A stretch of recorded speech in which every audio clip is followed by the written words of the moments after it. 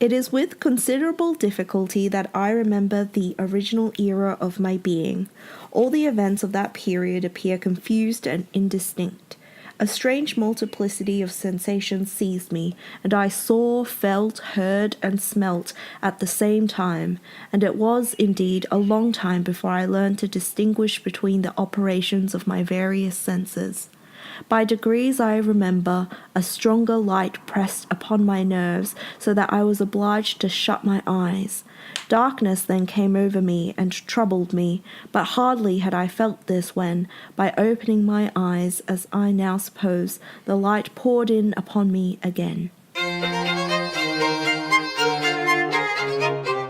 Hello, and welcome to episode 7 of the Postmodern Prometheus, a podcast dedicated to all things Frankenstein. This week we will be discussing chapters 3 and 4 from volume 2 of Mary Shelley's 1818 edition of Frankenstein. So this is essentially the first half of the Creature's Tale section of the novel, or as we call it, The Creature's Tale, Songs of Innocence. Because we're pretentious lit students. And we also studied, William Blake poems the same year we studied Frankenstein in high school. So, you know. Good times. So just to give a vague plot summary of these two chapters, which is pretty easy because not a whole lot happens, but basically... Just conversation. The creature begins his tale from, the very beginning of his life, where he sort of wakes up in the lab, stumbles out blindly, discovers sensations and light and sound and all that fun stuff from the intro we read, or Nancy read rather. I won't take credit for her reading.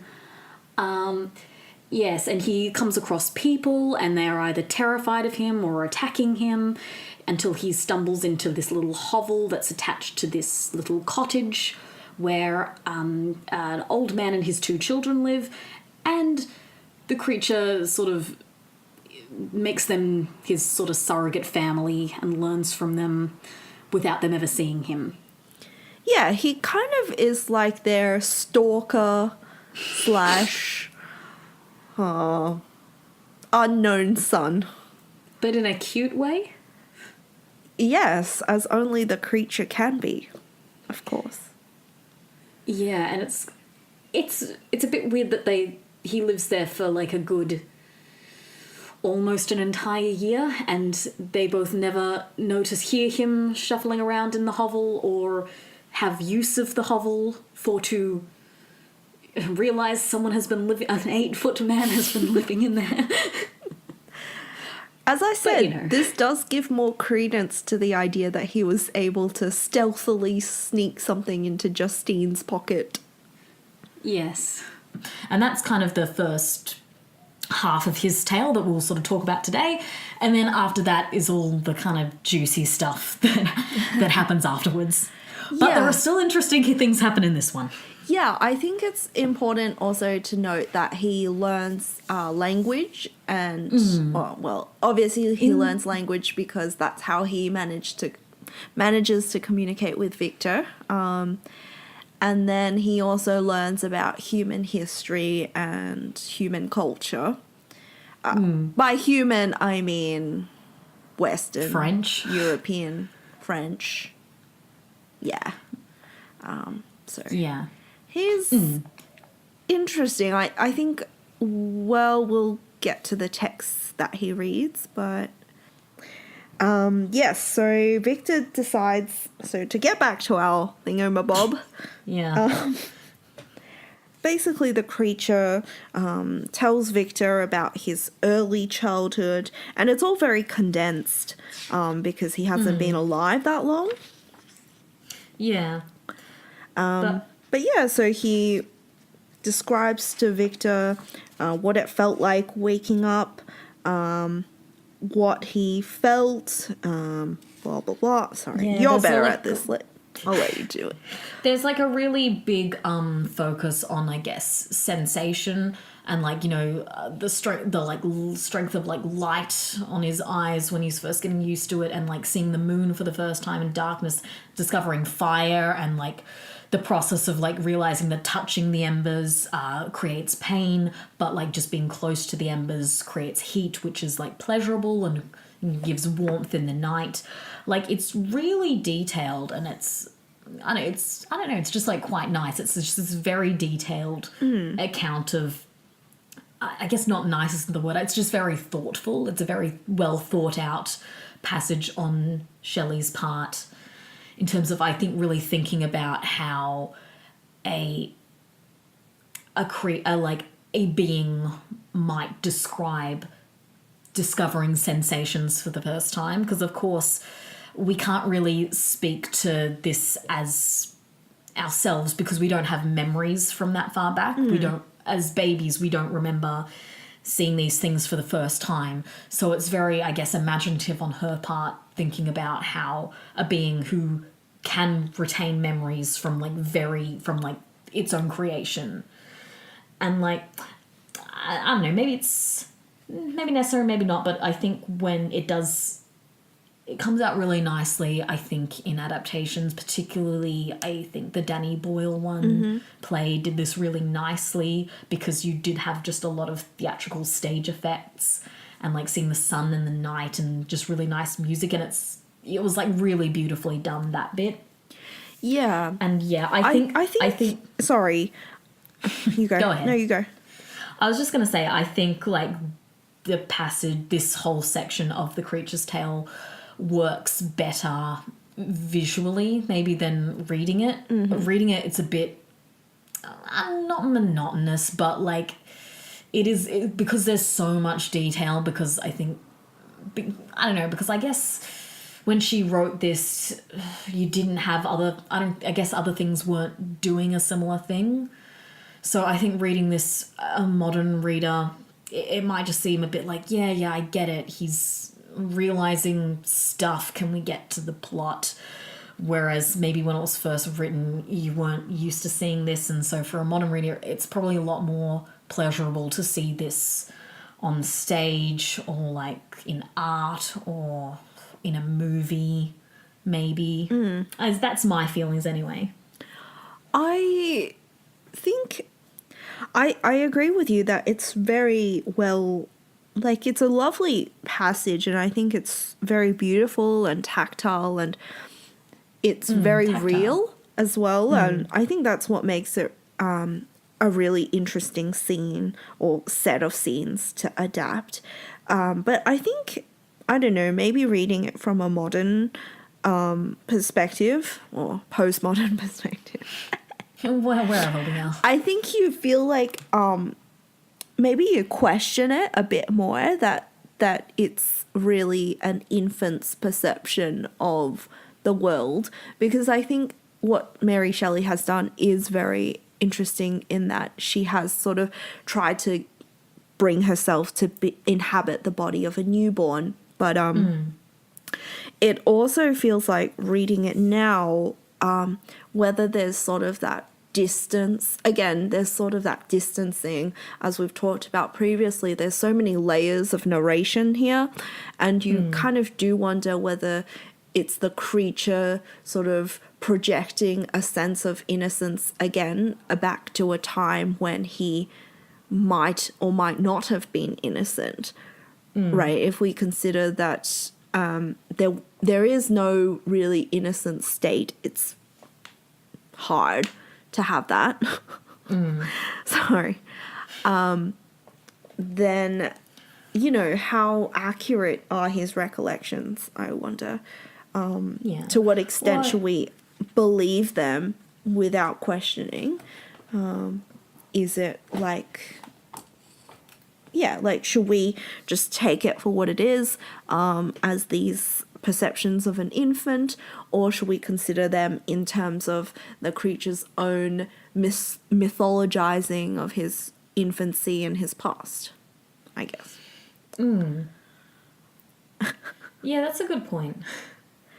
Yeah, because I think, you know, to frame it in terms of him always casting himself as the victim of society's whims and rejection, he has the sort of, I guess he has a he wants to portray himself as always the innocent being. And I think this passage really does a lot for the reader to sympathize with him and to recognize him as human, because he really displays all the traits and feelings and senses that a human being has.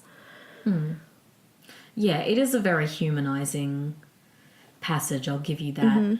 And I think also, you know, when we use terms like innocent, innocent doesn't necessarily mean good.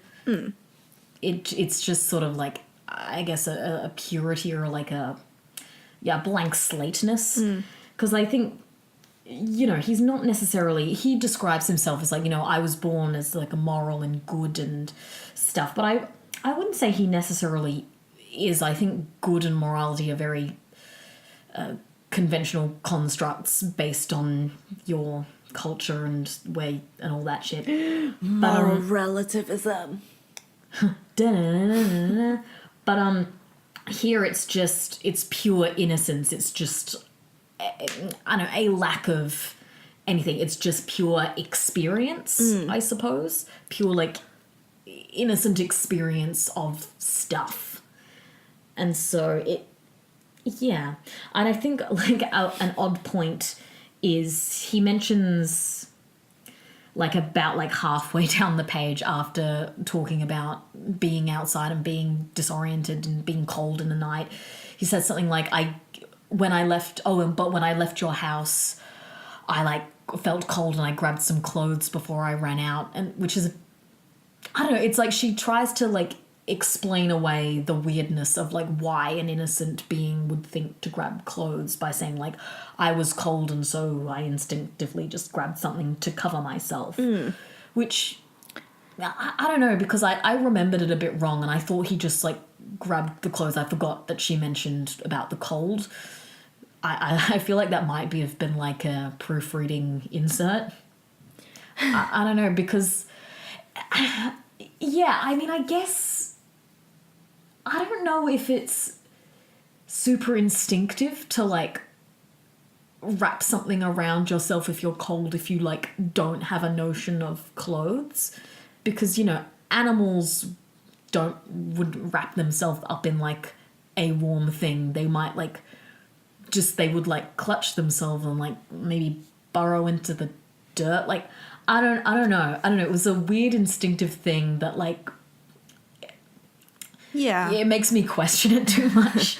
Yeah, I don't want to question things. It's obviously a plot contrivance because of what happens later on, and she needs to set that up. But I think you're right in that even in her descriptions of infancy, it's very much coloured by the notions of understanding at that period of time, you know, like I think in describing what an infant might see, it becomes clearer than ever the sort of historical conceptions and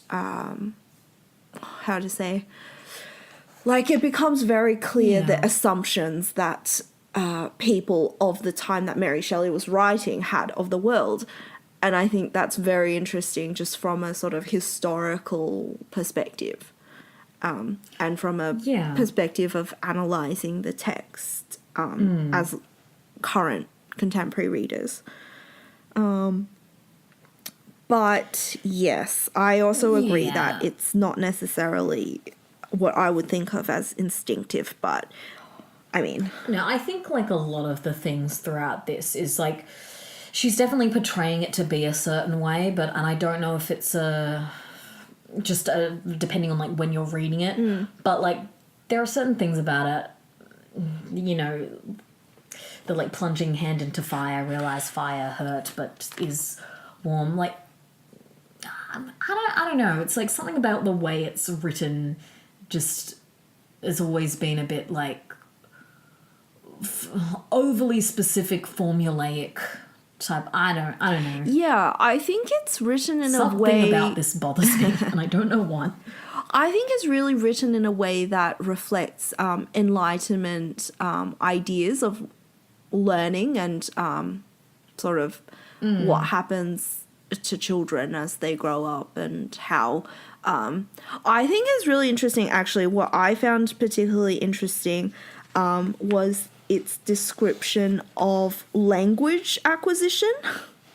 Yeah, you like that bit. I do like that bit, and I wanted to talk about that later, but I might just talk about it now, which is that it kind of has a very the way that it describes language acquisition for the creature is really not how I think a lot of recent linguistic theories would have describe child language acquisition. And the way it's done is very, I don't know, it's like very... Like good or bad? Or just odd? Or I think correct? it just reflects an idea. I think it's just very much of the time, of the way that, yeah, like I said, it has those Enlightenment ideas of how people learn and how moral character is developed, things like that, and that carries through to the language. Because I think, well, at least the kind of language acquisition theories now really emphasize sort of being exposed to a lot of language, and that children don't learn from individual words and things like that. They just learn from like sort of a lot of input, and then sort of corrections and sort of understanding correct formulations based on those, if that makes sense. I probably, if you're a linguist, please don't write to me. Don't contact me. I'm fragile. But yeah, so that's definitely not the way that it's portrayed here. And I think, again, it's like what you were saying about the scenes of him discovering fire and light and heat and things like that. It's just... Yeah, it's very, I think, Rome, like, set in its time. Yeah. Which I think... And I don't know, like, as I keep trying to say, like, I think from maybe postmodern reading, I suppose because there are just a lot of... since this point, there have been a lot of works in maybe like fantasy or sci-fi or just any kind of writing where you are describing a very normal sensation, but through the eyes of someone who's experiencing it for the first time. And I think, you know, whether you're in like doing it as a writing exercise or reading it in a novel, I think we're encouraged to do this in more inventive ways, whereas this is very like laid out. And I think, you know, it's partially because it's not like a present tense experience. The creature is describing these things, but also being like, you know, and the thing that I now know is called the moon was there. Oh, I don't think he quite does it like that, but like there are a couple moments like that where I think the moon one is actually kind of nice, because he does sort of say, like, I saw like a silver beam in the heavens and I sort of followed it. Like, I think when Mary Shelley holds back a bit and lets things be a bit more ambiguous, it does create some quite beautiful imagery. But when she relies too much on the fact that the creature now knows what's going on, it's a bit, I don't know, redundant or monotonous. Or I think some of the stuff with watching the DeLacy's but not understanding language is quite nice, and him just trying to understand emotion. But even then, like, he picks up on their emotions in a way that an innocent being shouldn't be able to. And I think he even says, like, they exhibited a thing I now know is sadness. And it's like, well, how do you know? Yeah. How do you know? You're a baby. I think this goes back to the thing that I was trying to explain earlier, which is whether he's kind of like really how much to how To what extent? What are you trying to say? Fuck. Okay, to what extent is the creature actually, this is him construing his memories? Like, I think there's a reason maybe why babies can't remember what they can't remember up to a certain point, because it's all sort of experience and there's no, like... Yeah, you kind of can't describe something until you have the language with to describe it. Yes. Is that what you're getting at? I guess so. So maybe I think that's really interesting to consider the creature as being kind of a being who creates his experience out of literature and out of words, because I think this is sort of reinforced again when we go into the novels or the texts that he reads whilst he's hiding out, while he's growing up. So, yeah. Yeah, like he's very much a creator of his own sort of being in words alone, effectively, because he, like, no one knows what his experience is. And I think that's the whole text. Like, the whole text is just words and stories, right? So who knows to what extent any of it is true. Well, he says, like, and I have the letters that I'm describing and I will give them to you as proof, though it never actually, I think, shows him giving it to Victor. So I think Victor's just like, yeah, I'll take his word for it. He seems good for it. Yes, trust the man who killed your brother. That definitely makes sense. It's not like it was Ernest. Ernest, my most respected and beloved brother. My most living brother. Anyway, so, like, following the creature and this, like, sensual experience of being, the other thing is he picks up some of Victor's clothes and he's like, but they were insufficient to, like, keep me properly warm.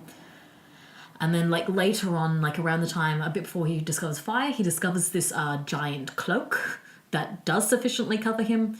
And we're all just supposed to not question why there was a giant cloak on the ground.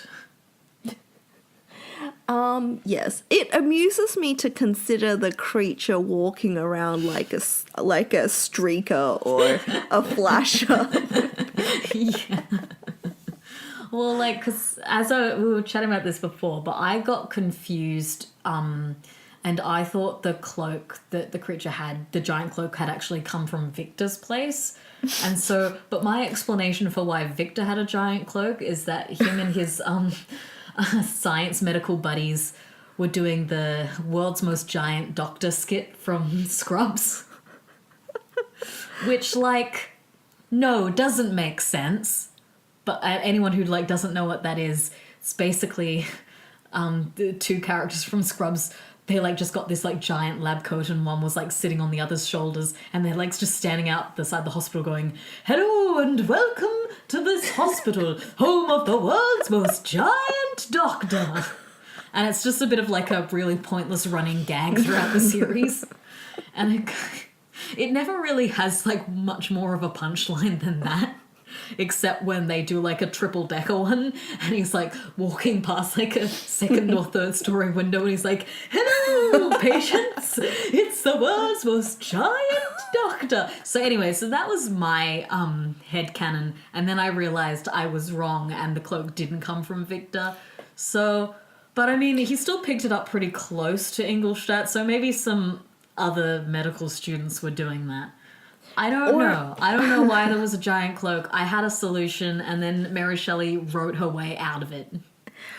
I think the answer was that there was a giant yeti out near Ingolstadt who gained human intelligence and created himself a cloak.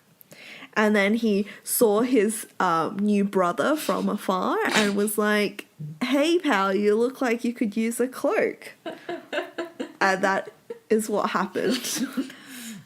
Maybe.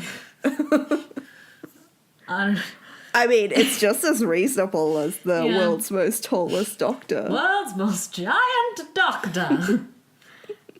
Anyway, so yeah, he somehow has a giant cloak. Anyhow, so then we have a couple different instances of the creature interacting with people. First he like wanders into like a little hut sort of in the middle of the forest, and the guy is just sitting there eating breakfast, and he looks at the creature, he's like, fuck, and like just hightails out of there, and the creature's like, oh, okay, oh, he left his breakfast here, I'll eat it, yum yum yum yum. Oh yeah, and the creature's vegetarian, by the way. Oh yes, I had a spiel about vegetarianism, or I just wanted to mention that Percy Shelley was actually one of the earliest proponents of vegetarianism, at least in Western Europe, I guess. Good for him. And he wrote a book called A Vindication of the Natural Diet, which came out a few years before the publication of Frankenstein. So see, he couldn't have written Frankenstein, he was busy telling people to be vegetarians. Yeah, so I just wanted to mention that, you know, if you ever get annoyed by people who follow a vegetarian diet telling you all the time that they're vegetarian, Percy Shelley did it first. He was the first douchebag. Not that vegetarians are douchebags. No. I would like to make a formal apology to all vegans and vegetarians. You were fine. You were fine.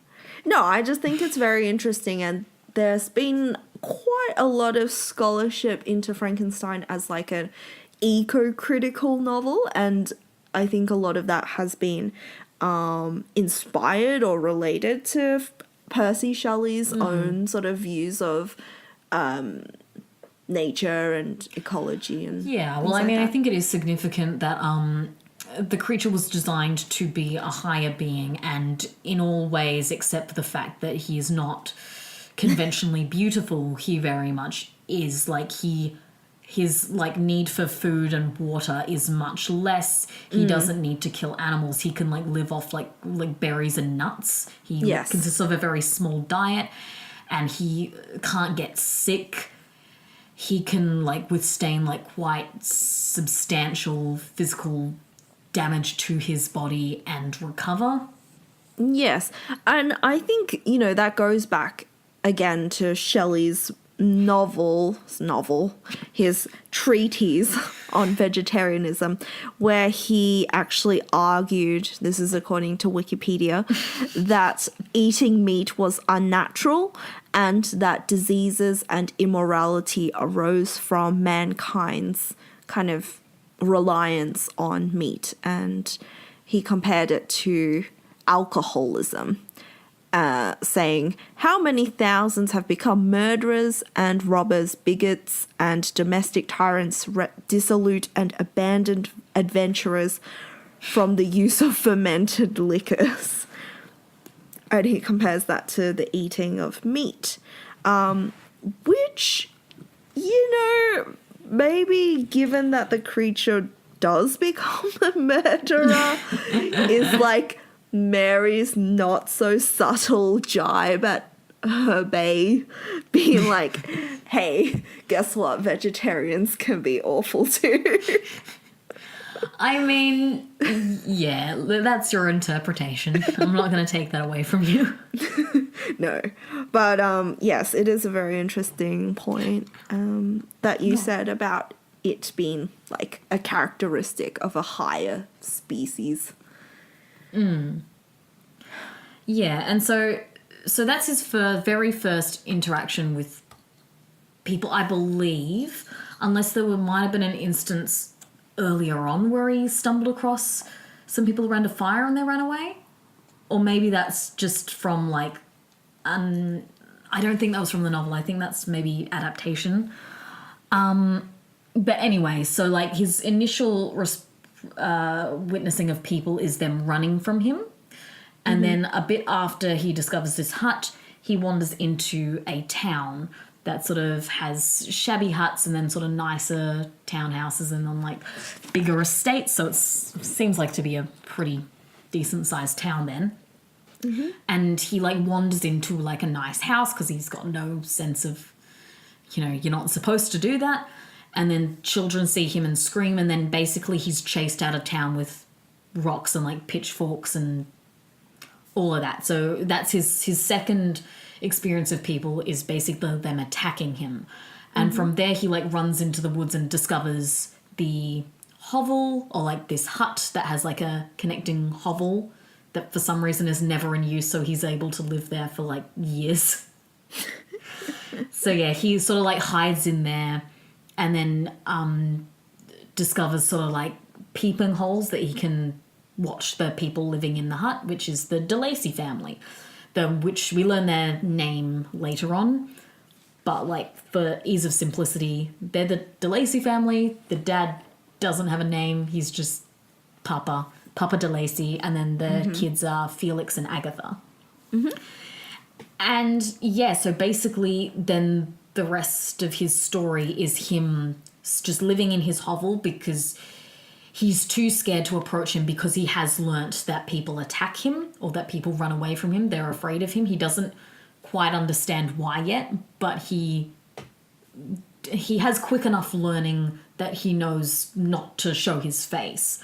But he's quite enchanted by these people because I guess they're the first, because they don't see him, they're the first people he's seen that are not either screaming or like running away or attacking him. They're just sort of like peacefully existing. And so he becomes very enchanted with them and decides to stay in there indefinitely.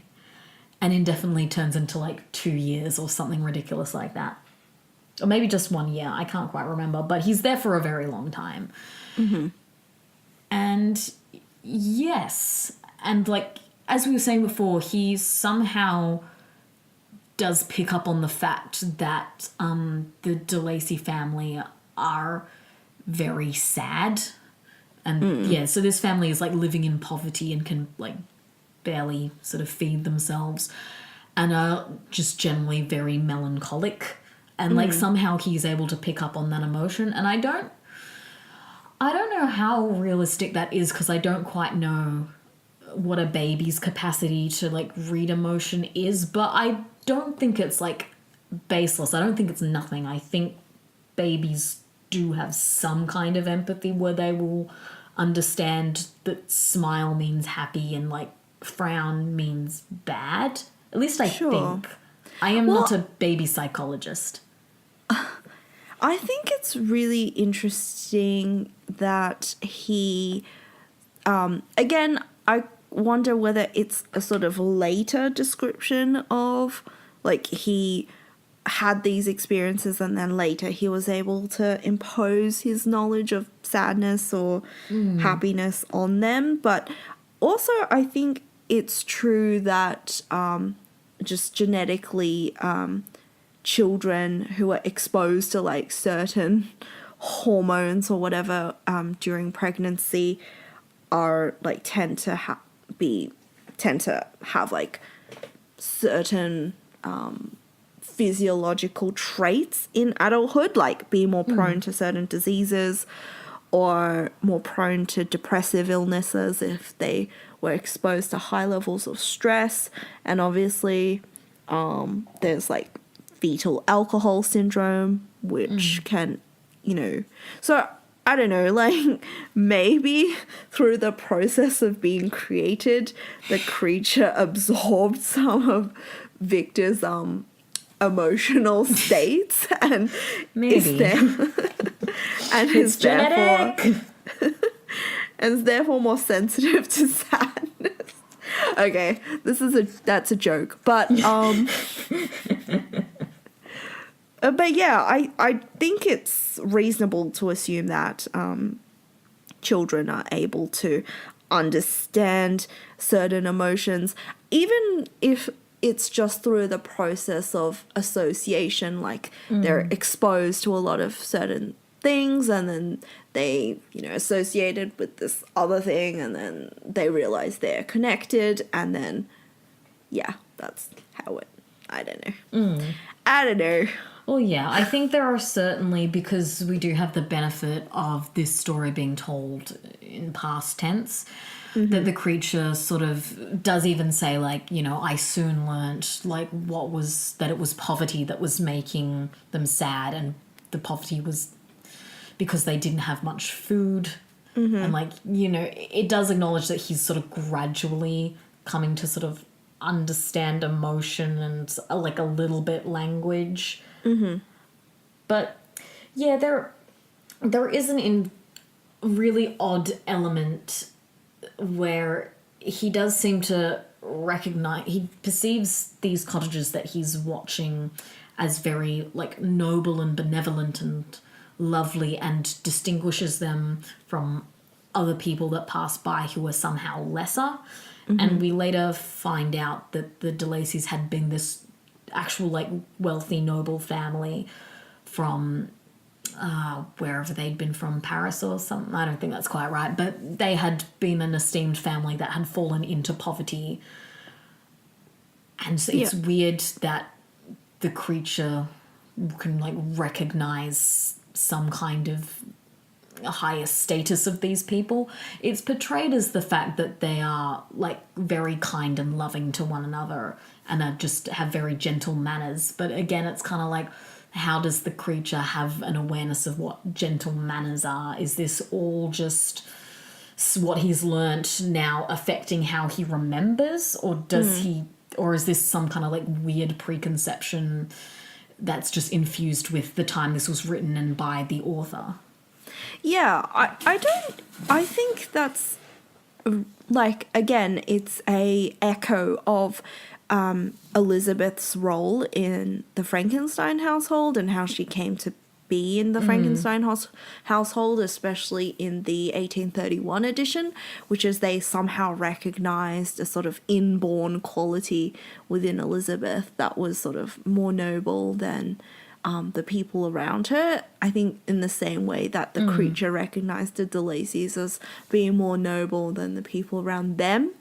And then I think that suggests that, you know, it is the author who has this idea of the existence of a sort of natural hierarchy or some sort of inborn qualities which are innately recognizable. But I think you can also like read it. Like, I think that's kind of maybe a literal aspect of just the reality of authorial work relationships. But I think if you want to just take the text as the text, you can read it as this is sort of as the creature learns more and is educated a certain way and is reading certain books and coming to understand that these people did come from some higher status, that his perception of them being benevolent and noble when maybe he shouldn't at the time have an awareness of those things do kind of make sense. But yeah, I don't know. Yeah. I don't know.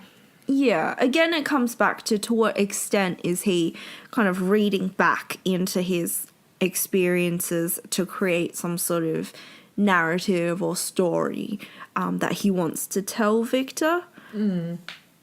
And yeah, and I think it is also interesting to read his relationship with the DeLacy's in the context of the other books he's reading, especially like Plutarch's Lives, which we don't get to here, but in the next section we'll probably talk about. And the other books, which are Goethe's Sorrows of Young Werther and Paradise Lost as well. But I also think it's questionable, is the DeLacy family sort of as good as the creature believes? Because I think eventually he becomes disillusioned with them, as he becomes disillusioned with like everyone in his life. But I think like his disillusionment with the DeLacy's, it becomes very much the final nail in the coffin because he thought them highest, and it's like, well, if these people can't love me, no one will. But like, yeah, I mean, you do get a very, it's the same as like Victor's childhood story. Yes. He sees everything they both see everything in a very rosy light, and you're never given a real, I don't get realistic depiction of these people. And even though these people are like starving and like miserable, but their like amiable qualities is that they support each other and they love each other. Which, like, yeah, is amiable. But, like, they're also suffering and it's being portrayed in a very romantic light. So the creature is very much wanting to depict them a certain way to Victor. It's almost just like, yes, and these people, like, were suffering. They were miserable, but they were just good people and they didn't deserve what they got, and they looked after them. They were the best people of the lot. And even they, like, couldn't look past how hideous I was. This is, like, how destitute I am in this world. This is why you, like, have to help me. Yeah. Yada. So, yeah, I think...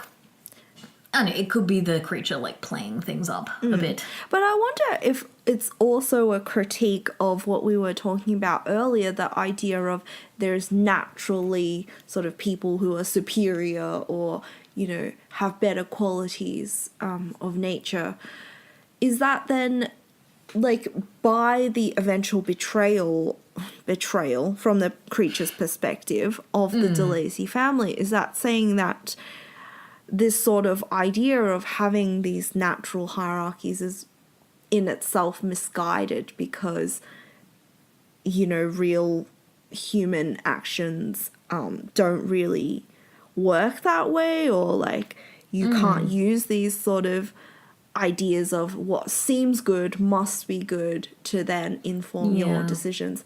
I think we also touched on this with Frankenstein's relationship with his two professors, where, you know, one has the appearance of goodness, but, you know, the other is disregarded for their appearances.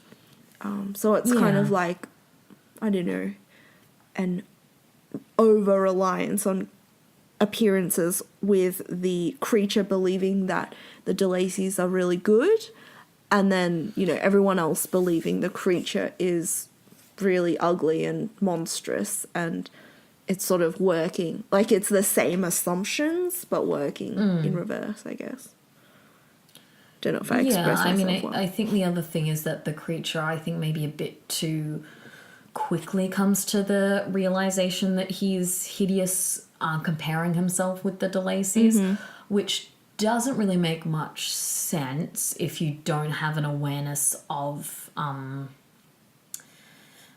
conventional beauty standards. Yeah. Because it's not unreasonable for him to sort of see the DeLacys and without any idea of beauty might think they're beautiful because, you know, even without a clear idea of how he looks, he has a sense for his body, and if he sees something that is similar to him, he might recognize that as beautiful because it's similarity. But it's odd that he might look at them and look at his difference and immediately assume, and maybe it's because he does have a limited pool, but, like, they're right there, he might notice he is different. But it's weird that he immediately sees that as ugly or wrong. Yeah. When, like...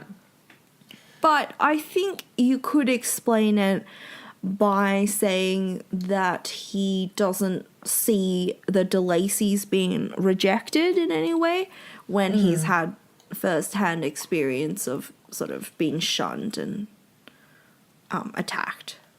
Yeah. I feel like it's possibly a missed opportunity that he doesn't respond more to, like, Safi's difference compared to them. Because, you know, he's never seen a person of colour before seeing her. But, like, again, he just looks at her and is like, oh, yes, and she's beautiful. Which I think, like, I don't know, maybe it is better for, like, an innocent sort of being to, like, not think twice at race. But I don't know which is more realistic. I think you'd still notice the difference and comment on it, but he just sort of describes her as beautiful. Yeah. Which, I don't know, like, it's interesting. I think it has interesting implications for, you know, reading the creature in terms of racial other or in a sort of post-colonial way. I think it complicates that, maybe. But yeah, that's interesting. I think we'll get into that in the next episode. So, yes, Safi is a character that comes into the DeLacy household in the next episode and is essentially a tool for which the creature to learn, like, sort of reading and speech, because Safi is a foreigner who needs to be taught French. Yes.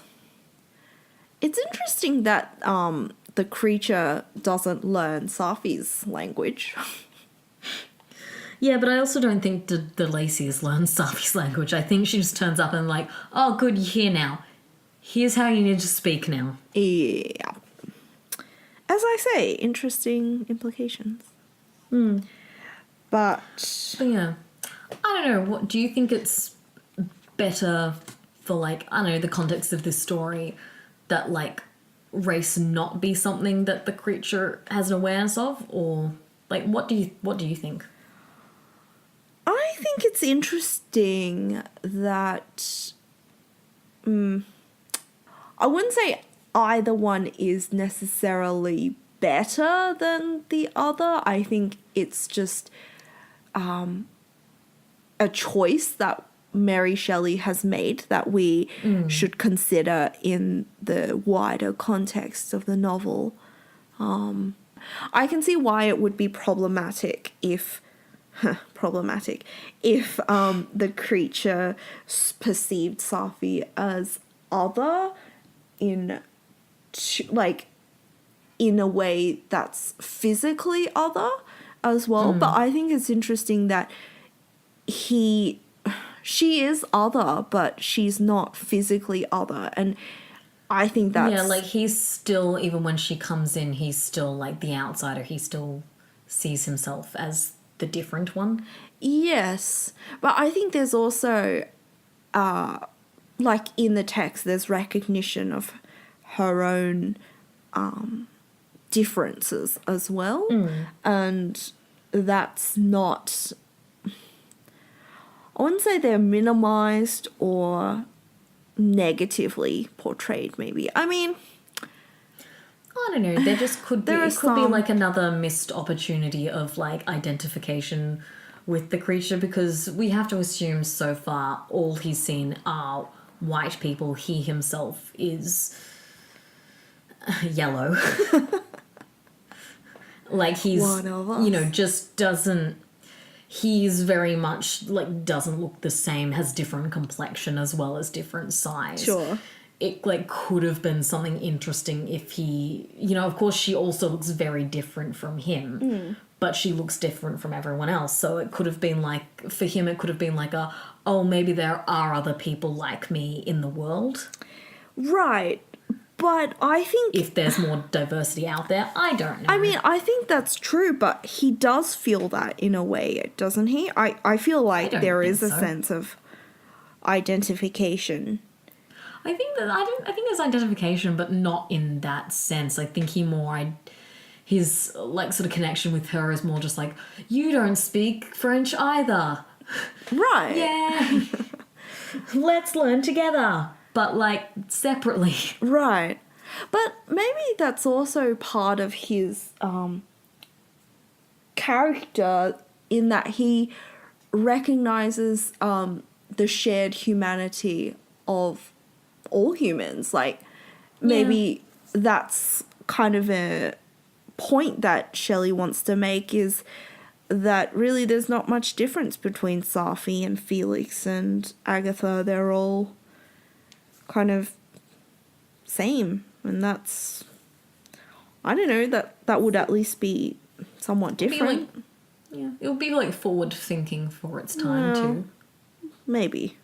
I'm just trying to give a bit of credit somewhere. Yes. Hey, actually, I never thought of this, but you know when you say the creature was, like, had yellow skin, it makes me think that the way that he's described when he's created is kind of like, I don't know, reminds me, like, of how Mongolian stereotypes are depicted.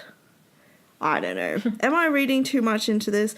Like, you know... Not necessarily. You know, like the sort of nomadic barbarian type stereotype from the East. Yeah, a little bit. Like, he has, long dark hair, and he's very strong, and he has like strange eyes and skin, and yeah, I don't know.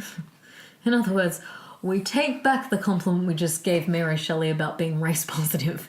Well, I think, we can get more into this, but Safi's backstory also has some very troubling stereotypes of like the despotic sort of Asian, Middle Eastern character, and the one good Christian, and sort of all these. Yeah, there's a lot of things to talk about there, but that'll be for next time. So the only other interesting bit in like this section, or the Songs of Innocence version of The Creature's Tale, is that we also bring music into it. He has a guitar, does he? Yes. Papa de Lacy? Yes, I think it's interesting again here where he says that music is kind of echoing the sounds of nature, and it's interesting that he recognizes things of beauty as being coming from nature, as nature imitators, I guess. And it's very similar to how Victor feels, I believe. Yeah, and I think that is even maybe the beginning of the creature seeing himself as something unnatural and ugly. Is he tries to imitate the birds' voices but it just comes out as hoarse and gross. And he sort of starts to see himself as like somehow unnatural.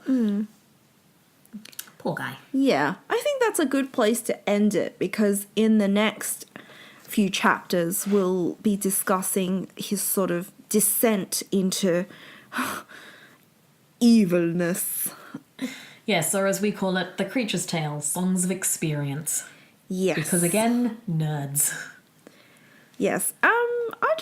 I think William Blake, was he alive at this point? Yeah, I think he was. I think it was happening at the similar-ish time. Yeah, I reckon Blake would have enjoyed The Creature. Yeah. You might have done like a nice panel of him. Oh, I need that crossover, please. We'll just put in a request. Dear Blake, can you come back from retirement from life to draw us a panel of The Creature and some birdies? Yes. Love, Asher and Nancy. Mostly Nancy. Asher is okay. Again, this is something that we'll have to make a mental note to talk to Blakey boy about. When we go to heaven meet him and meet Blake, we'll ask him.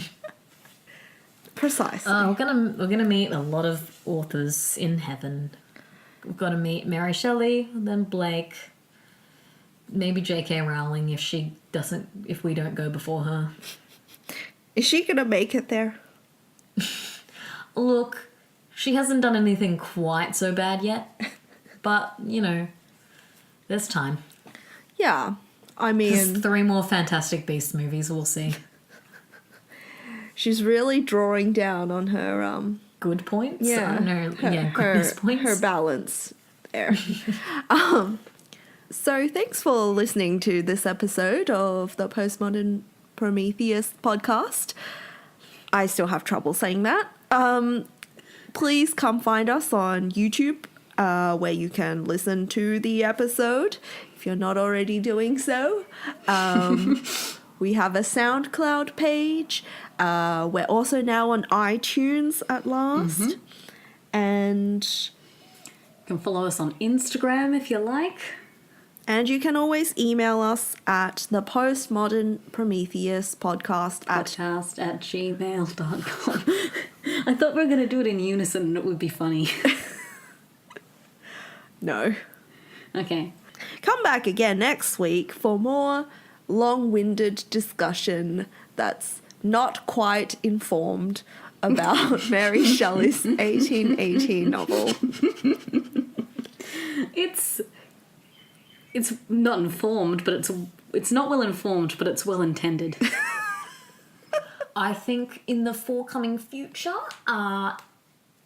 we're trying to get things out weekly, but reality is not what we want it to be. So things will be released between like weekly or 2 weekly. So the next episode will be the Creature's Tale Songs of Experience, and then after that I reckon we'll probably do another film review. So if you have a request of like a film you'd really like us to do, let us know. Otherwise we'll probably just do the Boris Karloff one. Yeah. But like if there is a more obscure one you want us to do, just throw in the requests, because we are all about tracking down weird, rare Frankenstein movies and letting you guys know what we think of them. Yes, although this is very contingent on my actually having access to the Boris Karloff Frankenstein. Yeah, you can always come back to Melbourne. Silence. Alright. Worst comes to worst, I'll just get you up on Skype and like I'll watch it and you'll sit beside me. I have seen it, so I do remember the key points of it, but it would be, good to watch it again. But anyway, we'll discuss this in the post show. We don't have a post show. We do in my mind. I'm not ending any more shows.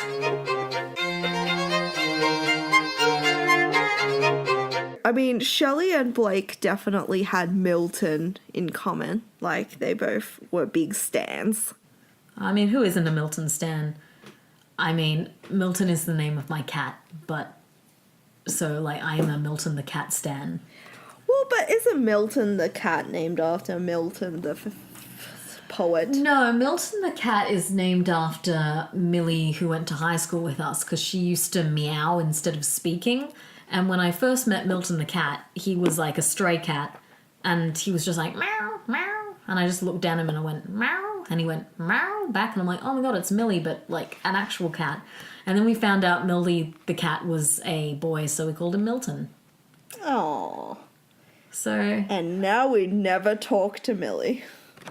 Well, now I need to cut that out. Hey, Mill. Hey, Millie, if you want to come onto our podcast, just send us a Facebook message.